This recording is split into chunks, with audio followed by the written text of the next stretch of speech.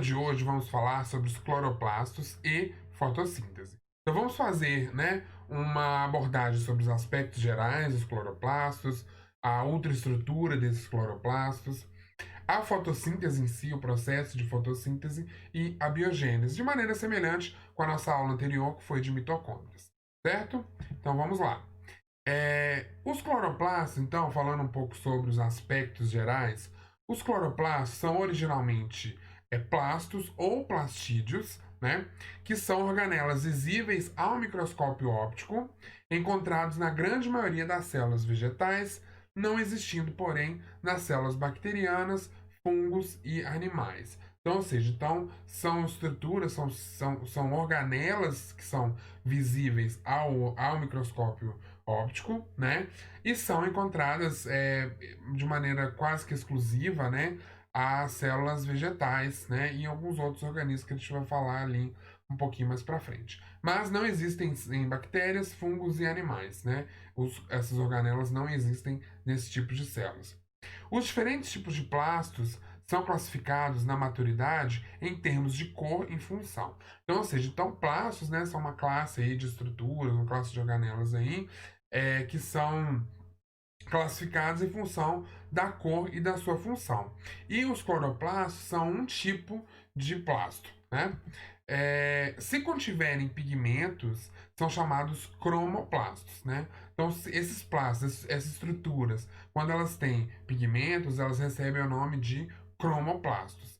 Se forem incolores, recebem o nome de leucoplastos. Então, existe uma primeira subdivisão nos plastos, que são os cromoplastos, que são quando eles têm pigmentos, recebem pigmentos, tem uma coloração, ou então, se eles são incolores, eles recebem o nome de leucoplastos.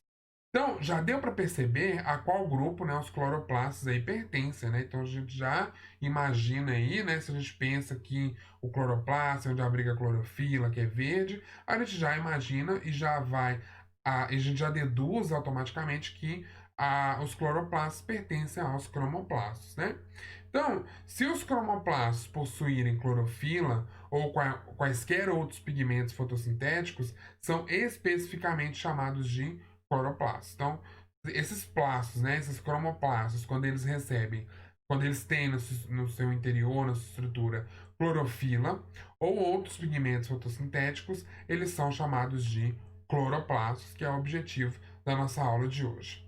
Os cloroplastos são organelas citoplasmáticas, discoides, que se assemelham a uma lente biconvexa, Então, eles são essas organelas aí de forma discoide, que tem uma semelhança com uma lente aí biconvexa. Eles ocorrem em células de algas verdes, azuis e em vegetais superiores, Então, algumas algas, algas verdes, azuis, têm essas organelas, os cloroplastos, e os vegetais superiores também têm os cloroplastos ali. Por que o cloroplasto é tão importante?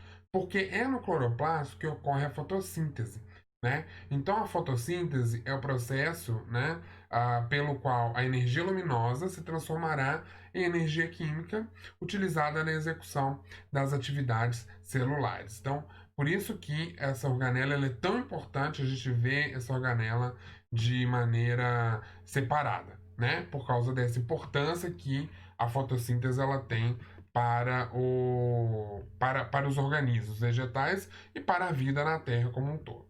Então, vistos os aspectos gerais, vamos falar agora sobre a ultraestrutura dos cloroplastos. Então, os cloroplastos, o envoltório dos cloroplastos, apresenta duas membranas. Então, de maneira semelhante, aqui de vez em quando nós vamos fazer uns paralelos com a aula anterior, que foi a aula de mitocôndrias, Então, a gente vai fazer uns paralelos entre as duas. Então, de maneira semelhante, com as mitocôndrias, os cloroplastos também têm dupla membrana. Então, o envoltório dos cloroplastos apresenta duas membranas, uma externa e outra interna.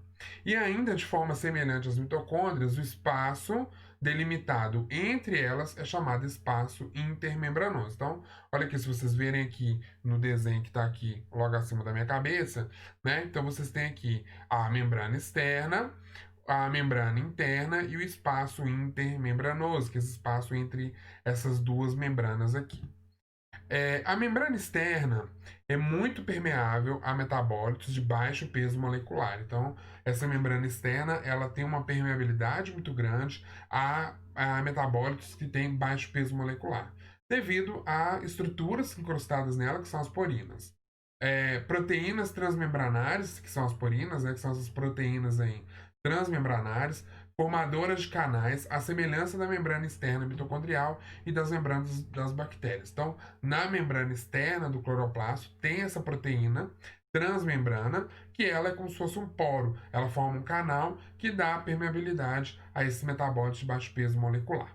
Enquanto isso, a membrana interna é impermeável a muitas dessas substâncias, necessitando de transportadores de membrana específicos. Só que aí, essas substâncias elas recebem, então, após passarem pela membrana externa, elas têm uma espécie de uma barreira, né, que é a membrana interna, que ela é impermeável, a membrana interna é impermeável a muitas dessas substâncias. Entretanto, todas as duas membranas, tanto externa quanto interna, são altamente permeáveis ao CO2.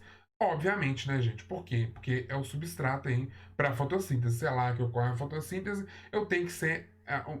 Os seus substratos precisam entrar de maneira fácil, né? Então ela é altamente permeável ao CO2, que é o substrato da fotossíntese.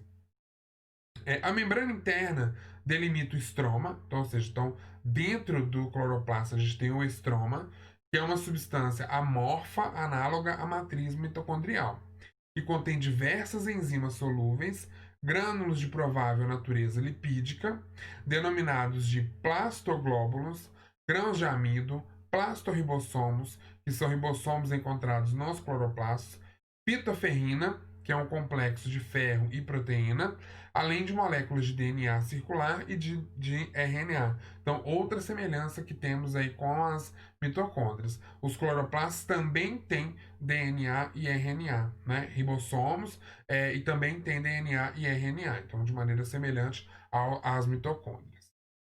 Convém lembrar que cloroplastos de várias algas frequentemente possuem no estroma um grânulo denominado pirenoide. Então, algumas algas que são clorofiladas, né, que têm cloroplastos, elas têm no estroma um grânulo denominado pirenoide, o qual pode acumular material de reserva ou estar associado à síntese de amido, né? Então, também para que ocorra a síntese de amido aí, né, dentro do cloroplasto. A membrana interna dos cloroplastos está em forma de lamelas, né? Então a membrana interna está em forma de lamelas que elas formam vesículas achatadas que se estendem pelo estroma e várias bolsas discoides semelhantes a sacos, chamados tilacoides. Então, ou seja, a membrana interna ela está nessa estrutura, ela se apresenta nessa estrutura, que é uma outra lá semelhança com as mitocôndrias. Você lembra que a membrana interna formava aquelas cristas para aumentar a superfície de contato, da mesma maneira que a membrana interna para os cloroplastos, ela forma essas lamelas, né, que são uma espécie de vesículas achatadas que se empinam, como se fosse um monte de pilha dessas vesículas, né, que são várias bolsas discoides que são semelhantes a sacos, chamados tilacoides. Vamos ver numa imagem. Os tilacoides, por sua vez, se organizam uns sobre os outros em pilhas de sacos, né? Cada pilha de tilacoide compõe um grano e um conjunto de grano de um cloroplasto é denominado grana, né? Então, são as partes aí que compõem os cloroplastos.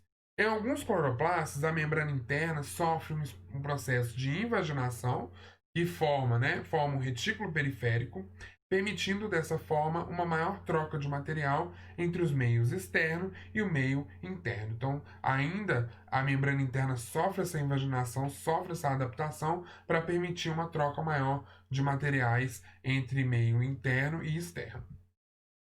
Aqui nós temos a imagem, né, ó, a imagem mostrando o cloroplasto, né? Então a gente tem membrana interna, membrana externa, ó, o DNA aqui, o estroma, né?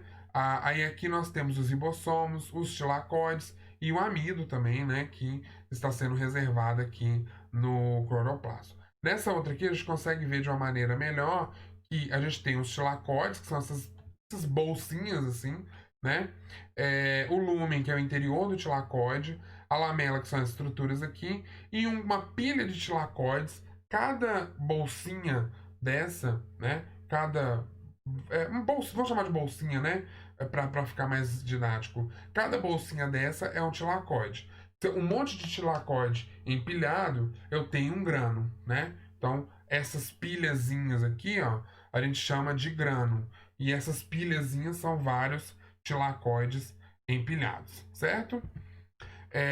Então aqui, ó, nós temos aqui de maneira destrinchando, né? Se a gente for pegar assim, então a gente tem o que? A célula vegetal, o cloroplasto, o grano, que são as pilhas de tilacoide, e o tilacoide, que é cada um desses saquinhos que forma essa pilha. E dentro do tilacoide tem o lumen do tilacoide. Então, e dentro ainda, e ainda nós temos o sistema nos cloroplastos, que são os fotossistemas, né? Que é importantíssimo para compreender o processo de fotossíntese.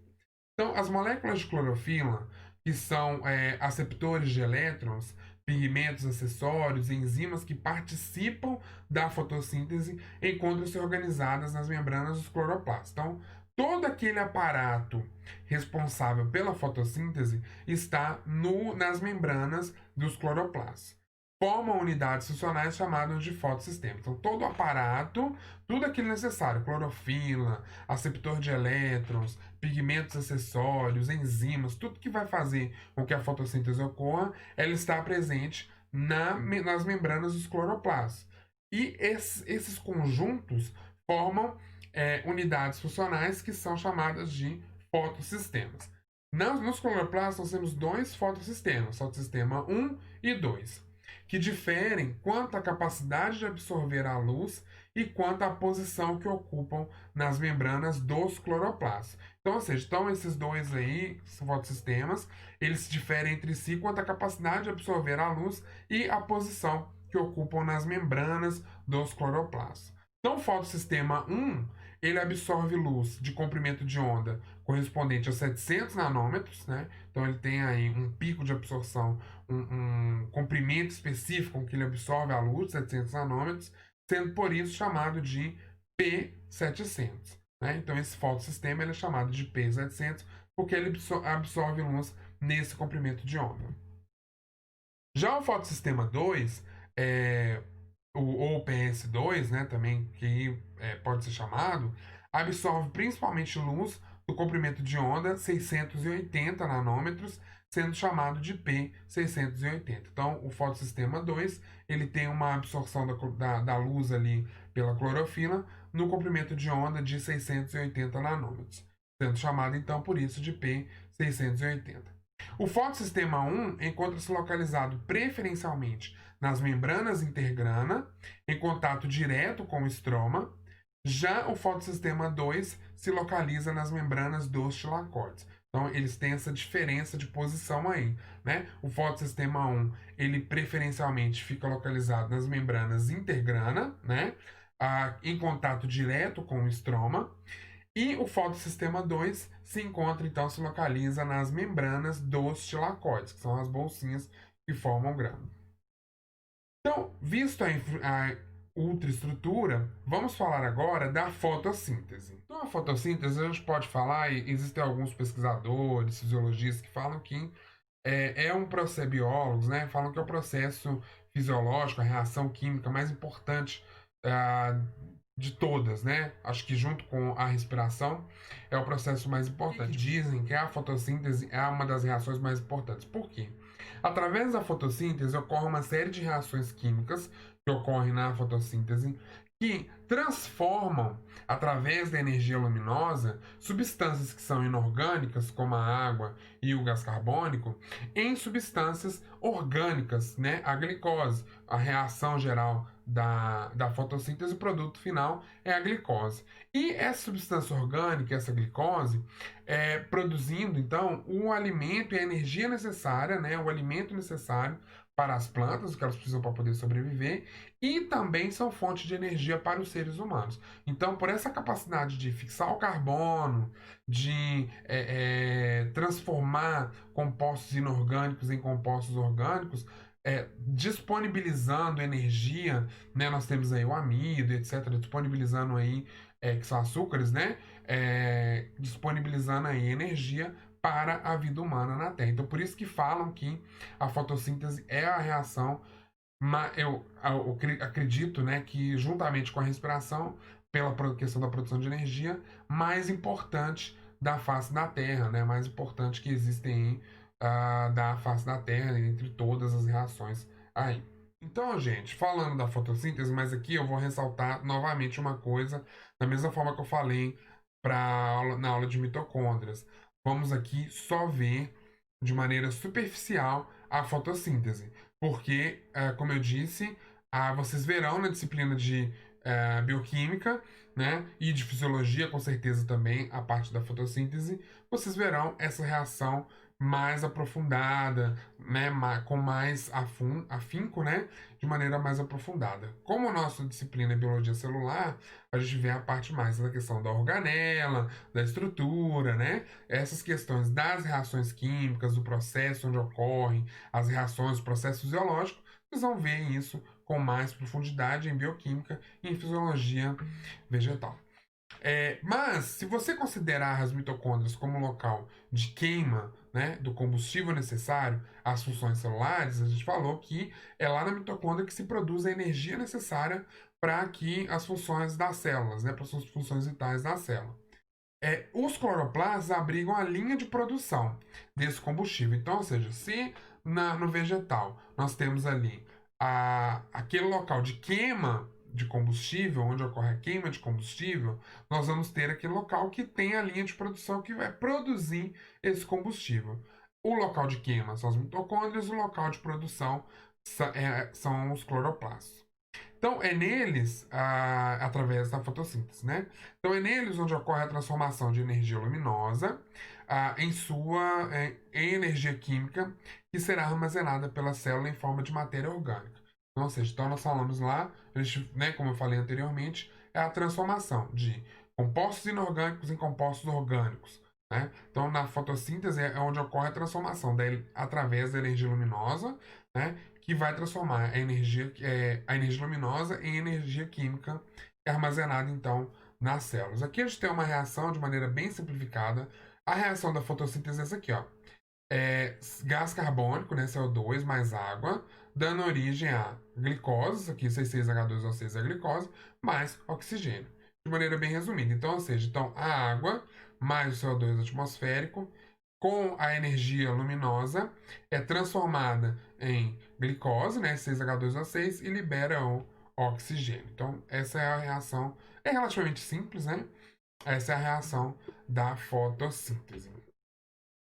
Para o melhor entendimento, você pode considerar a fotossíntese como o processo inverso da respiração.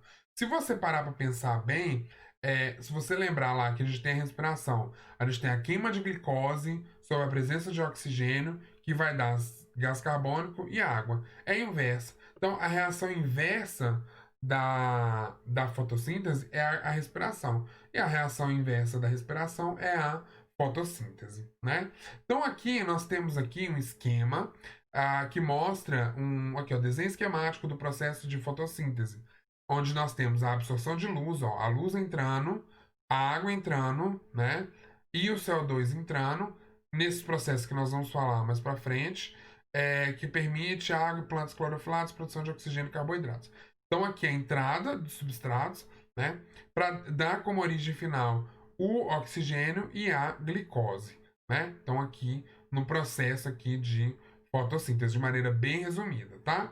Então, entra luz, água e gás carbônico e sai oxigênio e glicose. Aqui também, novamente, aquela mesma fórmula, né? Então, nós temos dióxido de carbono mais água, glicose mais oxigênio, né? Que dando resultado aí como produz. Então, aqui ó, nós temos as reações inversas, né? Então, as reações inversas aqui.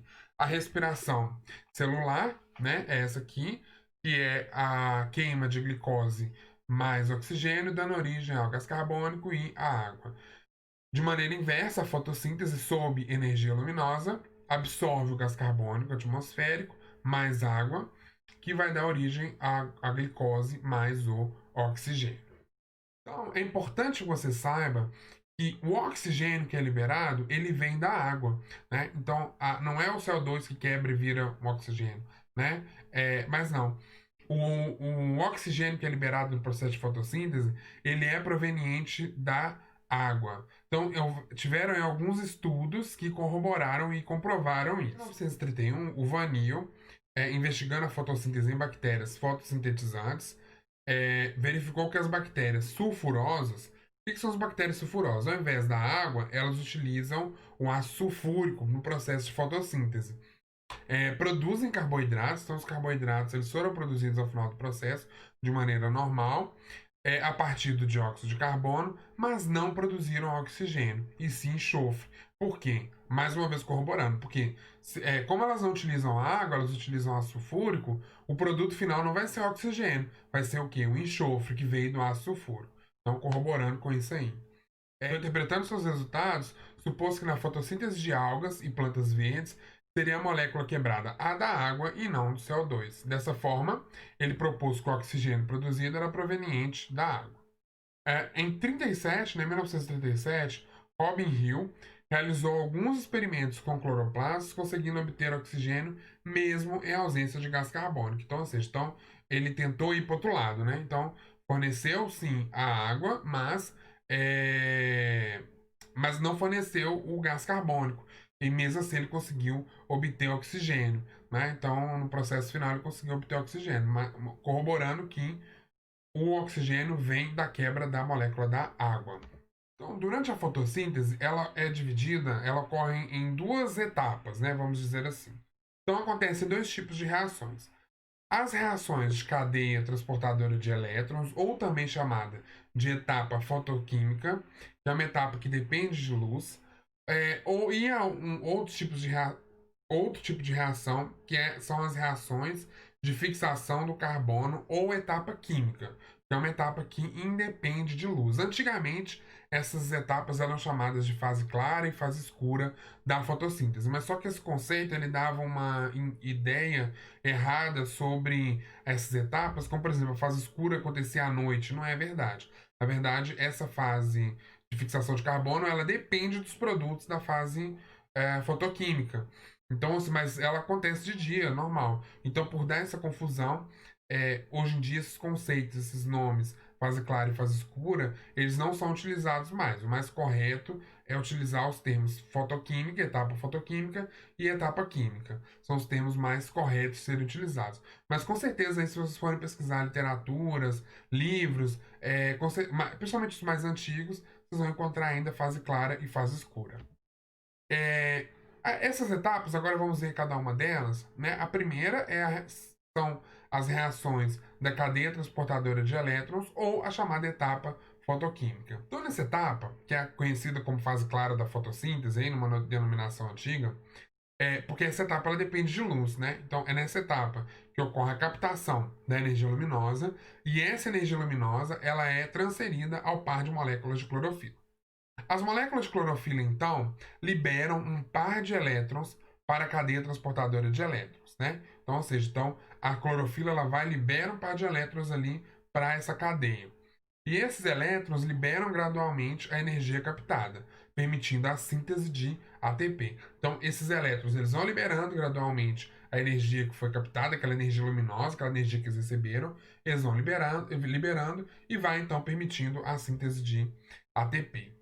Nos eucariontes, a etapa fotoquímica é subdividida em três subetapas: a fotofosforilação cíclica, fotofosforilação acíclica e a fotólise da água. Já nos procariontes, o fluxo acíclico de elétrons não ocorre. Né? Então, em procariontes que são clorofilados, né, que têm cloroplastos, esse fluxo acíclico ele não ocorre. Nos eucariontes, tem essas três etapas. Né? Essa etapa fotoquímica ela é dividida em três partes: a fotofosforilação cíclica, a acíclica e a fotólise da água.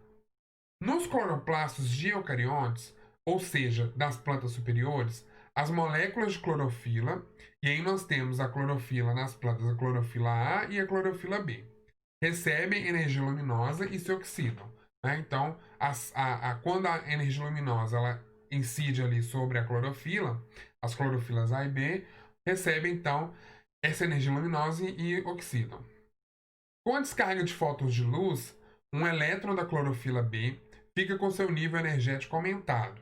Assim excitado, o elétron sai da molécula de clorofila, sendo recolhido pela plastoquinona. O que é a plastoquinona? É uma substância muito parecida com a vitamina K e que atua como aceptor de elétrons. Então, no momento ali que a energia luminosa ela incide sobre a clorofila B fica com seu nível energético aumentado, os elétrons excitados, eles saltam, né? Eles saem da molécula de clorofila e são recebidos pela plastoquinona. Eles são recebidos por essa proteína, por essa substância, desculpa, por essa substância que é muito parecida com a vitamina K, que atua como um aceptor de elétrons.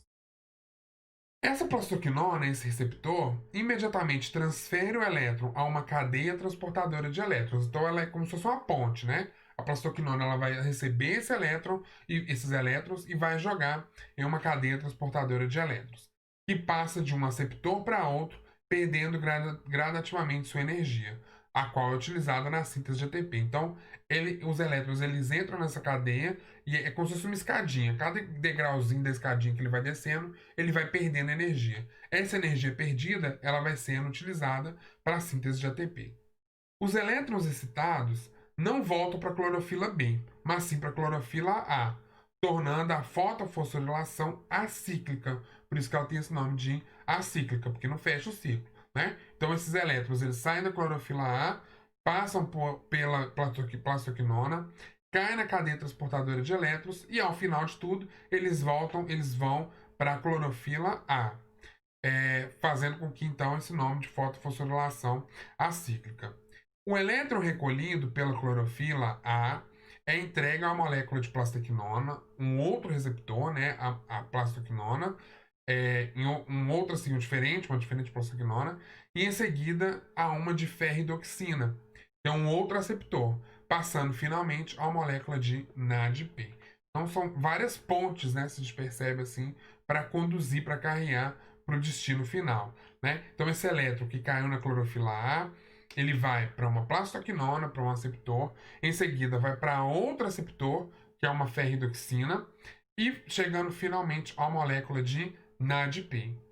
Cada molécula de NADP pode receber 2 elétrons. Então, o NADP ele tem um limite, ele pode receber 2 elétrons.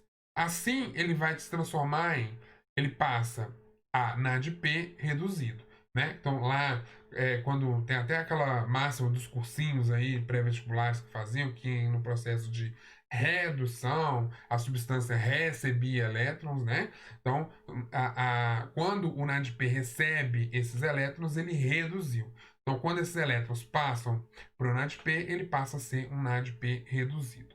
A clorofila B será restaurada pelos elétrons desprendidos pela fotólise da água, provenientes do hidrogênio. Então, quem que vai? Mas lá, se for pensar bem, né? Lá a clorofila B ficou faltando elétrons para ela perdeu esses 2 elétrons. Como é que faz? Então, esses elétrons que vão repor os elétrons da clorofila B são oriundos da fotólise.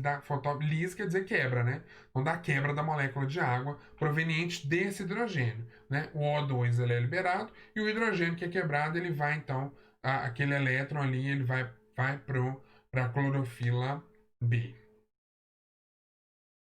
Então aqui tem um esqueminha, né? Um esqueminha simples aqui da fotofosforilação acíclica, né? Então nós temos aqui o fotossistema 2, né? Que é composto pela clorofila B. Então 2 elétrons saem da clorofila B, vem aqui nesse carreador aqui, né? Nesse aceptor que é a plastoquinona, e aí vai nessas escadinhas aqui e vão sendo produzidos, ó. E vai passando por essas escadinhas aqui, produzindo, liberando essa energia que eles receberam. Estão liberando ATP. Até caírem aqui no fotossistema 1, que é onde está presente a clorofila A. Após receber essa clorofila A, ele passa por uma outra plastoquinona e depois pela ferridoxina para reduzir o NADP, né? Eles vão passar 2 elétrons para o NADP. Então, ó, vocês percebam que é acíclica, não é um ciclo fechado. É um processo acíclico, né? Então, é uma etapa da fase fotoquímica.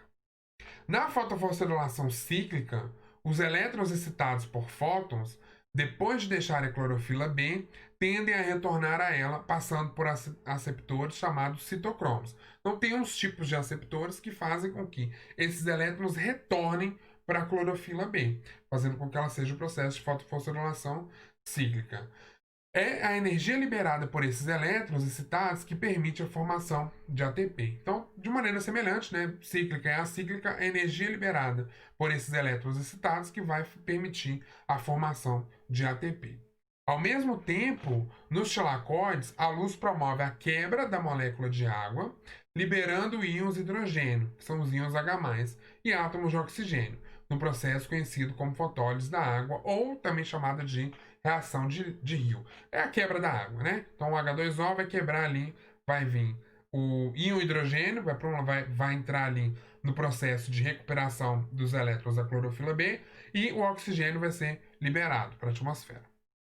Os prótons H+, associados aos elétrons ricos em energia, ligam-se à molécula transportadora ou aceptora, o NADP, formando o NADPH. Então, esses prótons H+, ali da fotólise da água, eles vão, associados aos elétrons ricos em energia, eles vão ligar uma molécula transportadora que é o NADP, que vai formar, então, o NADPH. Os íons OH- se unirão espontaneamente, reconstituindo algumas moléculas de água, enquanto os átomos de oxigênio, unindo-se de 2 a 2, formarão moléculas de gás oxigênio, que vai ser liberado aí para o meio ambiente. Então aqui nós temos a fotofosforilação cíclica. Então a luz excita a clorofila do fotossistema 1, dois elétrons excitados, vem pela ferredoxina, e aí vem na escadinha. Cada vez que desce na escadinha, né, no complexo, vai perdendo energia e vai então formando ATP através dessa energia, né? E aí tem um outro receptor, o citocromo, um outro receptor que faz com um outro aceptor, desculpa, que faz com que esses elétrons retornem para a clorofila aqui. Clorofila B. Esse processo é diferente da fotofosforilação acíclica, né? Então, os elétrons aqui que foram excitados pela luz da clorofila, eles não retornam para ela. Eles vêm aqui para o NADP, onde juntamente com o H+ liberado da fotólise da água, vão formar o NADPH. Aqui na fotofosforilação cíclica, esses elétrons retornam para a clorofila. Então, aí é a diferença das etapas que ocorrem na fase fotoquímica. Fotofosforilação cíclica, a cíclica e a fotólise da água, né? São os processos que ocorrem. E aí, esses produtos que foram gerados, o que gerou? A fase fotoquímica produziu o quê? ATP e NADPH, basicamente, né? ATP e NADPH. Na fase química, nessa etapa química, né? Que vem em seguida à fase fotoquímica, ela é uma etapa que é completamente dependente do ATP e do NADPH, que foram produzidos na fase clara ou na fase fotoquímica. Então, por isso que ela é importante, né?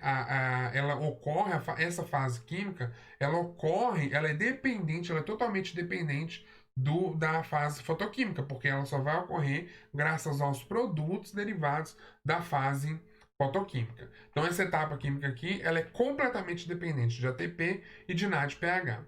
São produzidos nessa fase fotoquímica ou fase clara, pois eles serão utilizados como fonte de energia e redutores para que o CO2 seja convertido a carboidratos. Então, ou seja, esses compostos, esses produtos aí da fase fotoquímica, ATP e NADPH, vão ser usados na fase química como fonte de energia e como redutores para que o CO2 seja convertido a carboidratos, que é o objetivo final da nossa fotossíntese, né?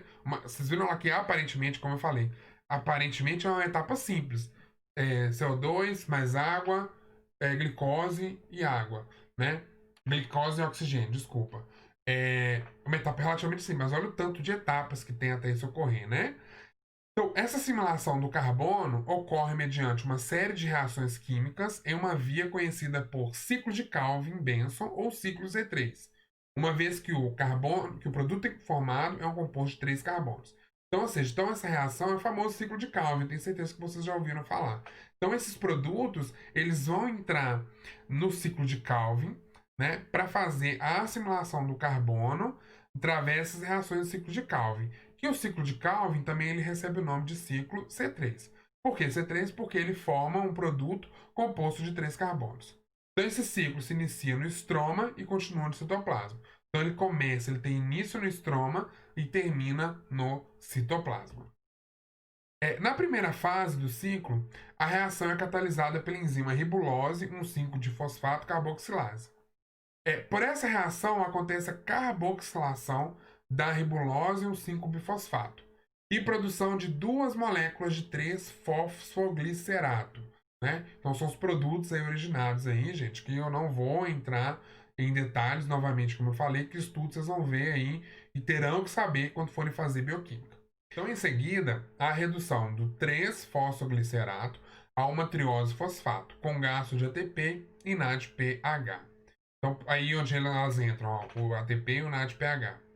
A última etapa desse ciclo consiste na regeneração do acetor primário, que é a ribulose 1,5-bifosfato, a liberação de trioses para posterior formação de açúcares como a glicose, que são hexoses, né? Então, as trioses, o produto desse ciclo de Calvin, são compostos de 3 carbonos. Então, a molécula de glicose ela tem 6. Então, são duas trioses que vão se juntar em uma hexose para formar a glicose. A cada 3 voltas do ciclo, uma molécula de triose fosfato é regenerada a partir de 3 moléculas de CO2. Então, cada 3 voltas vão ser consumidas 3 moléculas de CO2 e vai gerar uma triose fosfato. A triose fosfato pode ser utilizada tanto para a síntese de amido, por exemplo, quanto para formar mais aceptor primário, entrando novamente no ciclo de Calvin. Então aqui tem o processo, ó. Como nós podemos ver, a luz excita aqui a clorofila, a água quebra, o H+ da fotólise da água aqui no grano, ele fornece o H+, o IH+, enfim. Os produtos estão aqui, vamos chamar aqui essa primeira parte aqui, dessa metade aqui, ó, de fase fotoquímica, ou fase clara. E, ressaltando, a fase clara vai dar origem a ATP e NADPH. Esses ATP e NADPH, eles são importantes porque são eles que vão entrar para a fase fotoquímica. Eles são fundamentais para que ocorra a fase química, né? Os produtos da fase fotoquímica são fundamentais para que a fase química ocorra, que é a fase seguinte, né? Então nós temos aqui o ATP e o NADPH que vão entrar no ciclo de Calvin e aí como agentes redutores e como fonte de energia para a produção de açúcares, né? Olha o CO2 entrando aqui e saindo açúcares aqui dentro do cloroplasto. O processo inicia no cloroplasto e finaliza no citoplasma. Então, revisando, a fotossíntese ela ocorre em 2 etapas, né? A etapa fotoquímica e a etapa química. Ou etapa fase clara ou fase escura, como era chamada antigamente. Então, nessa primeira etapa, ocorre então a formação, a fotólise da água, né? E a formação de ATP e NADPH. Em seguida a essa fase fotoquímica vai ocorrer a fase química ou a fase escura, que ela é totalmente dependente dos produtos da fase fotoquímica, que é o ATP e o NADPH. Esses produtos eles entram no ciclo de Calvin junto com o CO2 e vão formar as trioses que vão se juntar para formar os açúcares, né? E ocorre a formação no cloroplasto, o processo inicia e o processo finaliza então no citoplasma. Então, é isso que, resumindo de maneira um resumão assim da fotossíntese, é mais ou menos isso que ocorre. E para a gente finalizar a nossa aula, a biogênese, né? Então, a gente estudou lá a biogênese da mitocôndria, agora deixa eu falar da biogênese dos cloroplastos. Então, os cloroplastos, espero né, que vocês estejam se lembrando da biogênese mitocondrial.